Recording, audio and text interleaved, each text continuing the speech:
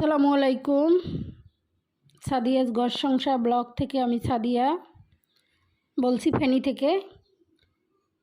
আমার আরেকটি নতুন ভিডিওতে আপনাদের সকলকে স্বাগত জানাই। কাছে দূরে যে যেখান থেকে আমার ভিডিওটি দেখছেন, আশা করছি সবাই ভালো আছেন। আমরা আলহামদুলিল্লাহ ভালো আছি। তো সকালবেলা নাস্তা দিয়েই শুরু করেছি। আজকে একটু খিচুড়ি রান্না করব। কালকে রাতে অনেক বৃষ্টি হয়েছিল, সকালের আবহাওয়াটা একটু ঠান্ডা ঠান্ডা ছিল। ভাবলাম যে একটু সবজি খিচুড়ি রান্না করি। তাই এখানে আমার কাছে 2 পদের সবজি ছিল। সবজি বলতে মিষ্টি কুমড়া ছিল আর আলু। এটা দিয়ে আমি খিচুড়ি বসিয়ে দিয়েছি।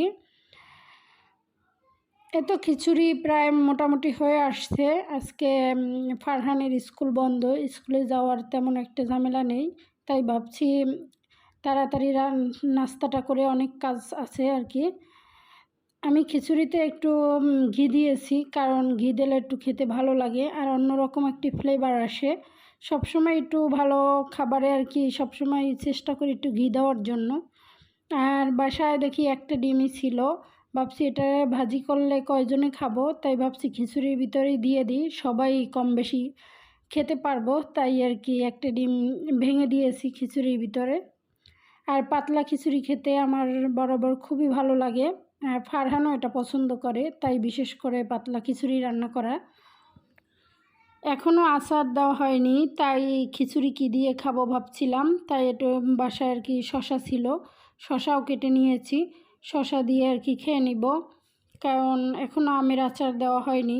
ভাবছি দিয়ে নেব, কারণ এবছর কোনো আচারই দেওয়া হয়নি। তাই একটু আমের আচার থাকলে আসলে খেতেও কিন্তু ভালো লাগতো।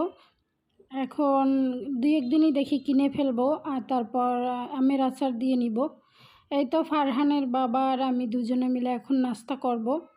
সকালবেলা চেষ্টা করি যখন আর কি ফারহানের স্কুল থাকে না, দুইজনে একত্রে বসে খাওয়ার। প্রায় এরকমের হয়। আর ফারহানের বাবা যখন সকালে বের হয়ে যায় তখন আর কি খেতে চায় না। তো ফ্যানটায় আর কি অনেক ময়লা পড়ে আছে, অনেক দিন ধরেই পরিষ্কার করব ভাবছি, কিন্তু করা হচ্ছিল না। বাড়ি থেকে আসার পর আসলে কাজকর্ম তেমন করে হচ্ছে না। আর এখন ভাবছি যে একটু আজকে সময় আছে হাতে, ফ্যানটাকে মুছে নেই আর ড্রয়িং রুমটাকে একটু সুন্দর করে সাজিয়ে নেই। ফ্যান মোছা কিন্তু অনেক কষ্টের, আর এগুলো আমারই করতে হয়, কারণ ফারহানের বাবা তো কখনো এগুলো করেনি, আর সে সময়ও পায় না, তার দ্বারা এগুলো সম্ভবও না কখনো। ফ্যানটাকে সুন্দর করে মুছে নিয়েছি। এখন এই রুমে যা আছে সব কিছুই আর কি মুছে নিব। এই অলমেটগুলো আর কি মুছে নিচ্ছিলাম, কারণ ধুলোবালি পড়েছিল। আজকে যেহেতু সোফার কাভারটা চেঞ্জ করব, তাই আর কি এগুলো মুছে আর কি যত ময়লা আছে সব কাভারের উপর থেকেই যাক, সোফাটা ফ্রেশ থাকবে আর কি। তাই আর কি এগুলো আমি মুছে নিচ্ছিলাম।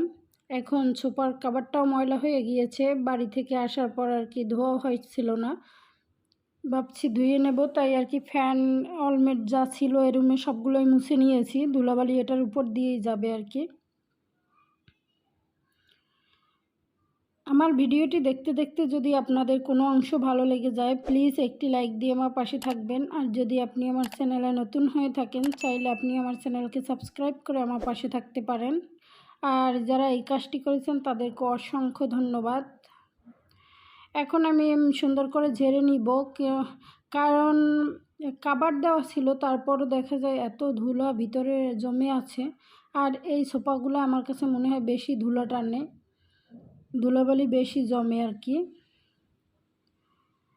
এখন সোফার সব কিছু সরিয়ে সোফার নিচগুলো মুছে নিচ্ছি, মানে ঝাড়ু দিয়ে নিচ্ছিলাম, কারণ আমার আপা যে আসে উনি ওই সামনে সামনে দিয়েই ঝাড়ু দেয়, কখনো সোফা সরিয়ে আর কি ঝাড়ু দেয় না। আর উনি আজকে আসবে ঘর মোছার জন্য, তাই ভাবছি আমি একটু এটাকে ভালো করে পরিষ্কার করে রাখি, তারপর উনি এসে মুছে নেবেন।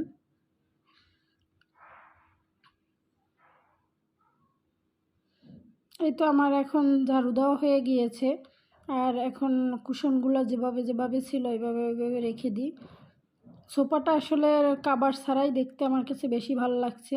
আর এভাবে ভালো লাগে ঠিকই, কিন্তু এভাবে রাখলে তো বেশি দিন ভালো লাগবে না দেখতে, কারণ ময়লা হয়ে যাবে।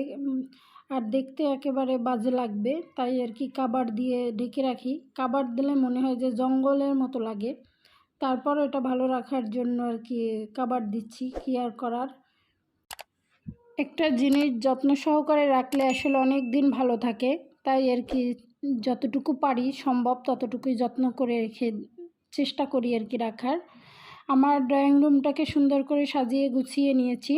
তারপর ফারহানের বাবা রাতে মাছ নিয়ে আসছিল, এখানে আড়ি মাছ আছে আর চিংড়ি মাছ অনেকগুলো, এখানে প্রায় 3 কেজি 3.5 কেজির মতো আড়ি মাছ রাতে 10টার দিকে নিয়ে আসছে, তাই আর কি কোটা বাছা কোনোভাবে আর কি ধোয়া মোছা করিনি।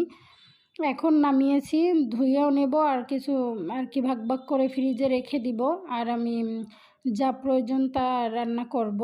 এখানে আমি রান্নাও বসিয়ে দিয়েছি সব কোটা বাছা করে। এখানে চিংড়ি মাছ দিয়ে ঝিঙ্গে রান্না করব আর আড়ি মাছ রান্না করব আলু দিয়ে।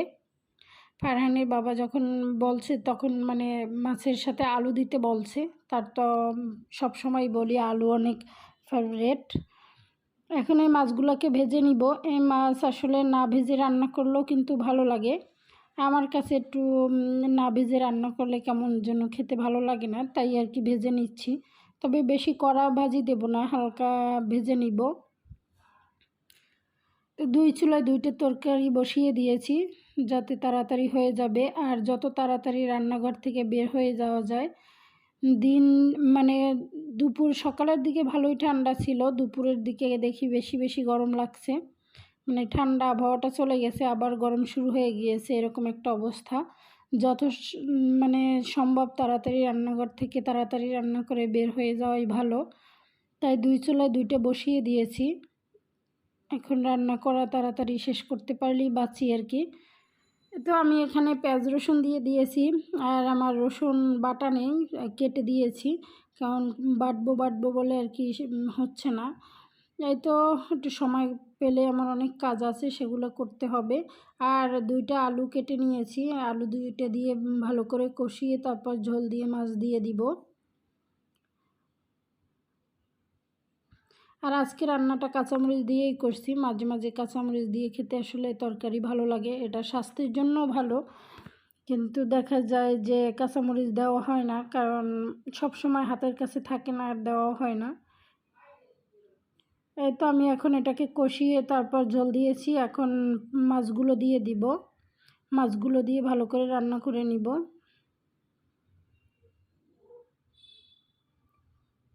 তো আমার রান্না করা প্রায় হয়ে গিয়েছে। তারপর এটা ছিল বিকেলবেলার দৃশ্য, বিকেলে আবার সেই অনেক মেঘ করেছে, আমরা ছাদে বসেছিলাম, আর ওই যে মেঘ দেখা যায় ওতে কিন্তু অনেক বিদ্যুৎ চমকাতে ছিল, আমি সেই জন্য একটু ভিডিও করছিলাম। কিছু কিছু উঠছে কিছু কিছু ওঠে নাই, মানে প্রচুর বিদ্যুৎ চমকাতে ছিল। তারপর বাসায় চলে এসেছি। মেঘ দেখতে দেখতে আমার ভিডিওটি এখানেই শেষ করছি। সবাই ভালো থাকবেন, সুস্থ থাকবেন, আল্লাহ হাফেজ, আসসালামু আলাইকুম।